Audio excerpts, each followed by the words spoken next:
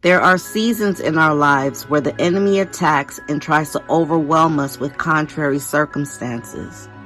The Bible tells us to stand therefore, which is to be strong, not wavering, stumbling, or easily moved. The only way that you can do that is to make sure that your armor is intact and use your spiritual eyes to see from heaven's perspective instead of the world's point of view. So we must fix our eyes not on what is seen, but on what is unseen. Since what is seen is temporary, but what is unseen is eternal. To be able to stand, we must also guard our hearts against what comes in and only allow that which builds us up. Let me say that again. To be able to stand, we must also guard our hearts against what comes in and only allow that which builds us up. Guarding your heart is a way of protecting yourself from deception, heartbreak, and limiting beliefs that come to steal the joy from your life.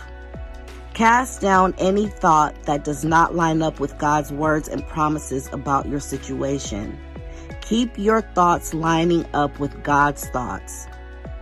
When we know that it is God's will for us to prosper, then we must take our stand against anything that does not line up with God's will for our life. So stand on God's word, not on what it looks like. Pick up the shield of faith, because as you walk in faith on God's promises concerning your situation, it will extinguish all of the fiery darts of the enemy.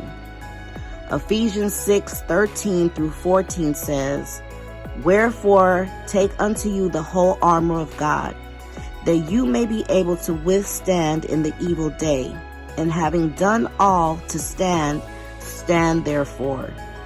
This means that you need to endure, stand firm, hold your ground, and defend your territory against the tactics of the enemy that may weaken you or cause you to lose heart.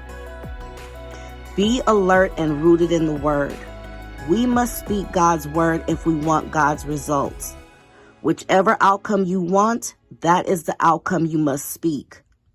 As you stand and speak only on what God has to say about your situation in faith, then the situation has no choice but to line up with God's word. Hold firm to God's word and resist the devil. This weakens the enemy's attack and deepens our relationship with God. Remember, you are not in this battle alone.